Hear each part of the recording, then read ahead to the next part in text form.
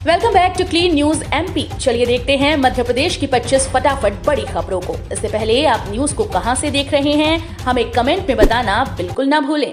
साथ ही हमारे Facebook page को भी फॉलो करें। फेसबुक पेज का लिंक डिस्क्रिप्शन में दिया गया है। महिलाएं बनेंगी पशु सखी। एमपी से शुरू होगा देश का हेल्प कार्यक्रम। मध्य प्रदेश के लिए गौरव की बात है कि केंद्रीय ग्रामीण विकास मंत्रालय और मत्स्य पशुपालन और डेयरी मंत्रालय द्वारा 23 जुलाई को संयुक्त रूप से भोपाल से देश में हेल्प प्रशिक्षण कार्यक्रम का शुभारंभ किया जा रहा है। कार्यक्रम में राज्य ग्रामीण आजीविका मिशन में पंजीकृत स्व सहायता समूहों की ऐसी महिला सदस्य जो पशु सखी के रूप में विभिन्न पशुपालन गतिविधियों में सहयोग दे रही है, उनको हेल्प के रूप में प्रशिक्षित किया जाएगा। जेईई मेन सेशन 2 की परीक्षाएं स्थगित, अब इस तारीख से होंगी। नेशनल टेस्टिंग एजेंसी ने joint engineering entrance exam session 2 की परीक्षाओं को स्थगित कर दिया है। इसी के साथ एनटीए ने नोटिस जारी कर परीक्षाओं का नया शेड्यूल जारी किया। अब जी मेन सेशन 2 की परीक्षा 25 जुलाई से आयोजित की जाएगी। बता दें कि इससे पहले ये परीक्षाएं 21 जुलाई से शुरू हो रही थी। जी मेन सेशन 2 में देश भर से लगभग 6,29,778 उम्मीदवार उपस्थित होंगे। ये परीक्षाएं देश के 500 वहीं भारत के बाहर 17 शहरों में आयोजित कराई जाएगी। जानकारी के मुताबिक परीक्षा में शामिल होने वाले उम्मीदवारों के एडमिट कार्ड कल जारी किए जा सकते हैं।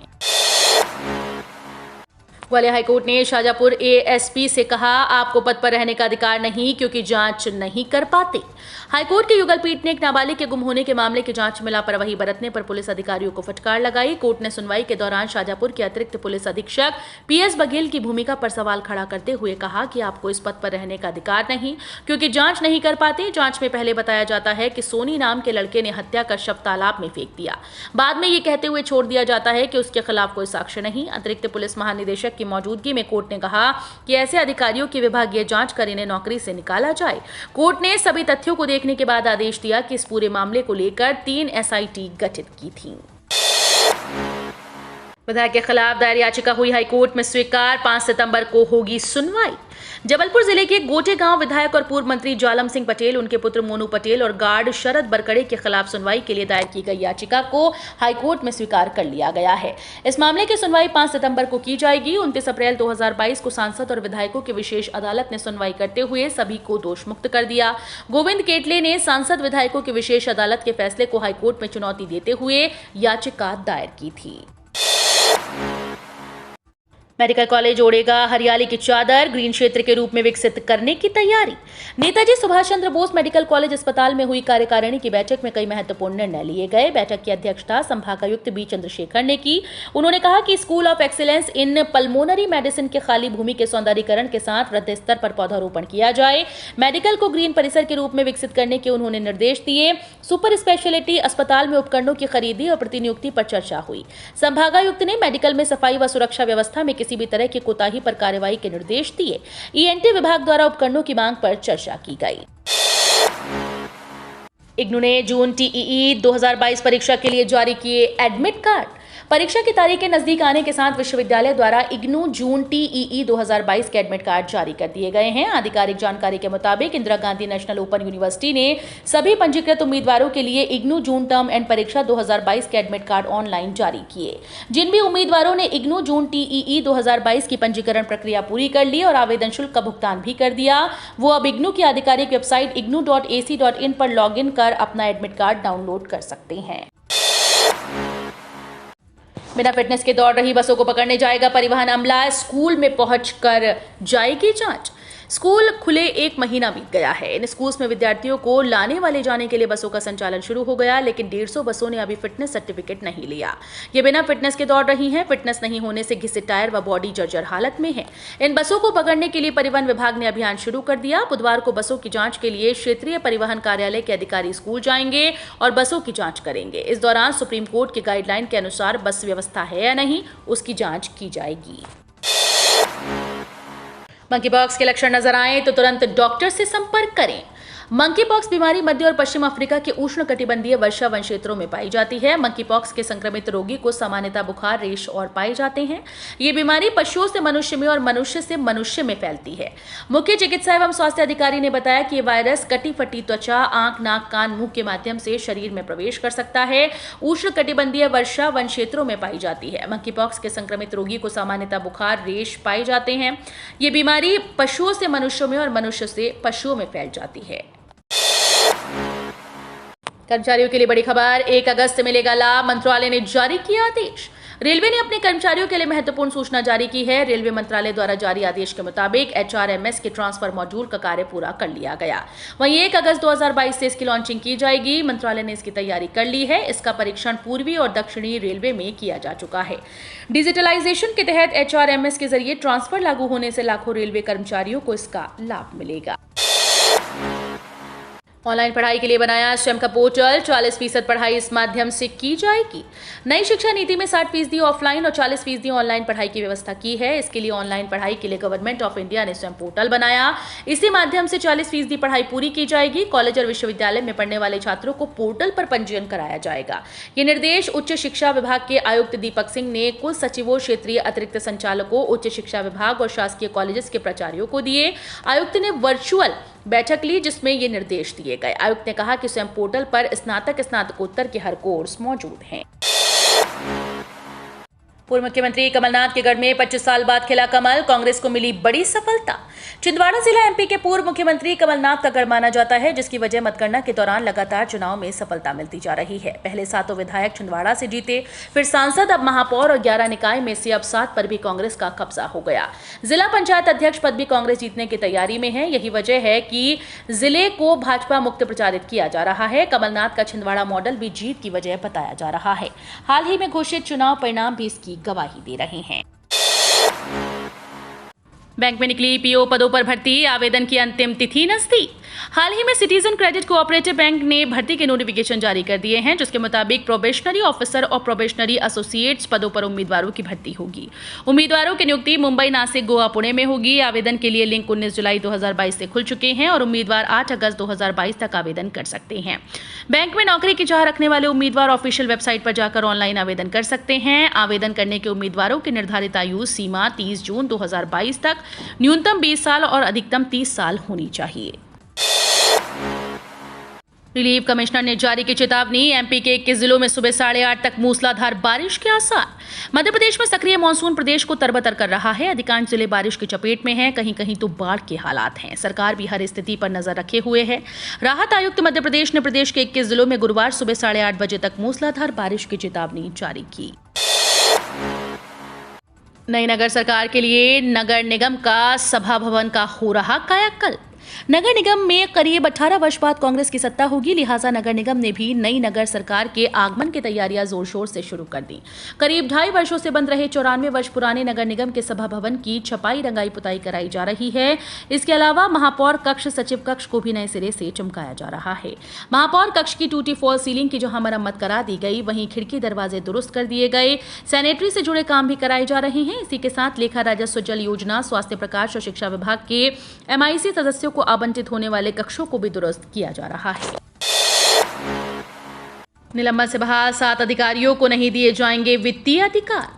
भ्रष्टाचार और आपराधिक प्रकरणों में निलंबित जनजातीय कार्य विभाग के 7 अधिकारियों को लंबे समय बाद बहाल तो कर दिया गया, उनकी नई पदस्थापना भी कर दी गई, पर उन्हें प्रशासनिक और वित्तीय अधिकार नहीं दिए जाएंगे। ये अधिकार वर्ष 2014 से 19 के बीच निलंबित किए गए थे। इन प्रकरणों की समीक्षा के लिए गठित समिति ने सामान्य प्रशासन विभाग के निर्देश पर समीक्षा की और सभी को सशर्त बहाल करने का निर्णय लिया। समिति ने साफ कहा कि इन्हें प्रशासनिक और वित्तीय जिम्मेदारी न सौंपी जाए। कोविड योद्धा योजना का लाभ न देने पर मांगा जवाब। मध्य प्रदेश हाईकोर्ट ने राज्य सरकार से पूछा कि कोविड काल में कोरोना के चलते दिवंगत स्वच्छता निरीक्षक की पत्नी को कोरोना योद्धा योजना के तहत 50 लाख रुपए क्यों नहीं दिए जा रहे। न्यायमूर्ति सुश्रुत अरविंद धर्माधिकारी की एकल पीठ ने राज्य सरकार सहित अन्य अनावेदकों को नोटिस जारी कर जवाब तलब किया है। हर साल 60,000 से 1 लाख रुपए कमाई का मौका, सिर्फ 10% खर्च में लग जाएगा सोलर पंप। सरकार देश में खेती किसानी को बढ़ावा देने और किसानों के हित में कई योजनाएं चला रही है। इसी में एक प्रधानमंत्री कुसुम योजना के तहत किसानों को सोलर पंप लगाने के लिए सब्सिडी मुहैया कराई जाती है। किसान इस योजना के तहत जहां 70 से 80% सब्सिडी पर सोलर पंप अपने खेत में लगवा सकते हैं, वहीं इसके जरिए वो बेहतर कमाई भी कर सकते हैं। अगर आप भी सोलर ऊर्जा से शुरू करना चाहते हैं तो फिर सरकार के पीएम कुसुम योजना के साथ जुड़ने की सोच सकते हैं। पीएम कुसुम योजना को साल 2019 में शुरू किया गया था, जिसके बाद इस योजना का विस्तार किया है। भारत नामीबिया के बीच एमओयू साइन, जल्द ही कूनो नेशनल पार्क में नजर आएंगे अफ्रीकी चीते। भारत ने 1952 में विलुप्त घोषित किए जा चुके चीतों को देश में लाने के लिए नामीबिया के साथ बुधवार को एक एमओयू पर हस्ताक्षर किए। पर्यावरण मंत्रालय के एक वरिष्ठ अधिकारी ने कहा कि अगस्त में नामीबिया से 8 चीतों को भारत लाया जाएगा, जिसमें 4 नर और 4 मादा चीते होंगे। दक्षिण अफ्रीका के साथ भी बातचीत चल रही है। मंजूरी मिलते ही उसके साथ भी सहमति पत्र पर हस्ताक्षर किए जाएंगे। आरबीआई ने 2 बैंकों पर लगाया प्रतिबंध। यहां देखें, इसमें कहीं आपका खाता तो नहीं। भारतीय रिजर्व बैंक ने 2 और बैंकों पर प्रतिबंध लगा दिया है। आरबीआई ने बैंक पर प्रतिबंध लगाने के साथ आदेश दिया कि अब बैंक के खाता धारक अपनी जमा रकम नहीं निकाल सकेंगे। आरबीआई का कहना है कि इन बैंकों की वित्तीय स्थिति बहुत खराब होने के कारण इन पर प्रतिबंध लगाया गया है। रिजर्व बैंक ऑफ इंडिया ने एक आदेश जारी कर दिया कि श्री मल्लिकार्जुन पटाना सहकारी बैंक मस्की और नासिक जिला गिरना सहकारी बैंक पर प्रतिबंध लगाने की घोषणा की है। इस घोषणा के साथ ही आरबीआई ने आदेश दिया कि अब बैंक के ग्राहक यहां जमा अपनी रकम नहीं निकाल पाएंगे। आरबीआई बना रहा है बड़ा प्लान, जल्द देश में दिख सकती है डिजिटल करेंसी। क्रिप्टो करेंसी से होगा अलग, जानिए डिटेल्स। डिजिटल करेंसी को लेकर रिजर्व बैंक ऑफ इंडिया नया प्लान बना रहा है। इस बात की जानकारी अजय कुमार चौधरी ने बुधवार को दी। फिलहाल आरबीआई थोक और खुदरा क्षेत्रों में चरणबद्ध तरीके से डिजिटल करेंसी का काम कर रही है। इसका मतलब यह है कि बहुत जल्द आरबीआई देश में डिजिटल करेंसी को पेश कर सकती है। केंद्रीय बैंक के कार्यकारी निदेशक अजय कुमार के मुताबिक बजट 2022-23 में वित्त मंत्री निर्मला सीतारमण ने सीबीडीसी पेश करने का ऐलान किया था, जिसका पालन सेंट्रल बैंक कर रहा है। कोरोना काल में 10वीं के विद्यार्थियों से वसूली परीक्षा फीस वापस नहीं करेगा सीबीएसई। सीबीएसई द्वारा कोरोना काल में 10वीं के विद्यार्थियों से वसूली गई परीक्षा फीस वापस नहीं होगी। इस वसूली को चुनौती देने वाली जनहित याचिका खुद याचिकाकर्ता ने वापस ले ली। याचिका मध्य प्रदेश हाईकोर्ट की इंदौर खंडपीठ के समक्ष प्रस्तुत हुई थी। याचिका में कहा था कि हर साल की तरह 2020-21 में भी सीबीएसई ने 10वीं के परीक्षार्थियों से 1800 रुपए परीक्षा फीस के नाम पर जमा करवाए। बाद में कोरोना की वजह से परीक्षा निरस्त कर दी गई। जब परीक्षा ही नहीं हुई तो फिर सीबीएसई ने फीस किस बात की ली। याचिका में मांग की थी कि चूंकि परीक्षार्थियों ने परीक्षा के लिए फीस दी थी और परीक्षा नहीं हुई, इसलिए परीक्षार्थियों को फीस लौटाई जाए। सिविक सेंटर में जलभराव, पार्किंग व्यवस्था में नहीं आ पाया सुधार। शहर के नगर निगम मुख्यालय जोन के अंतर्गत आने वाले वार्ड क्रमांक 34 पंडित भवानी प्रसाद तिवारी वार्ड में जलभराव और पार्किंग की समस्या अब भी जस की तस है। स्मार्ट सिटी प्रोजेक्ट के तहत लंबे समय बाद जैसे तैसे गोल बाजार की जर्जर सड़क और जलभराव की समस्या तो निजात मिल जाएगी, लेकिन मुख्य व्यावसायिक स्थल सिविक सेंटर क्षेत्र में वर्षों बाद भी जलभराव की समस्या हल नहीं हुई। हाल ये है कि जरा सी वर्षा में सिविक सेंटर चौपाटी सहित आसपास के क्षेत्र में घुटने तक पानी भर रहा है। वहीं सिविक सेंटर चौपाटी के समीप 6 करोड़ रुपए खर्च कर 87 कार क्षमता की पजल पार्किंग बनाए जाने के बाद भी पार्किंग में सुधार नहीं आ पाया है। WTC 2021-23 पॉइंट्स टेबल में पाकिस्तान की जीत से भारत को हुआ फायदा। पाकिस्तान ने श्रीलंका को 2 मैचेस की टेस्ट सीरीज के पहले मैच में 4 विकेट से हरा दिया। इस जीत से ICC world test championship points table में पाकिस्तान को जबरदस्त फायदा पहुंचा। पहले मैच के शुरू होने से पहले चौथे स्थान पर मौजूद पाकिस्तान की टीम तीसरे पर पहुंच गई, जबकि पाकिस्तान की जीत से भारत को भी फायदा पहुंचा और टीम अब टेबल में 5वें से चौथे स्थान पर आ गई है। दुकानों से राशन लेने के नियमों में हुआ बड़ा बदलाव। राशन कार्ड के लाभार्थियों के लिए काम की खबर है। खाद्य एवं सार्वजनिक वितरण विभाग ने राशन कार्ड के नियमों में बदलाव का फैसला लिया।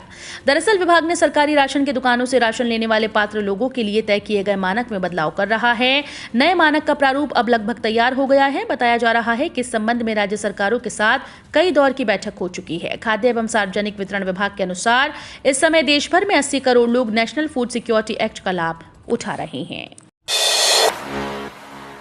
बैंक ग्राहकों के लिए अमित शाह ने किया बड़ा ऐलान।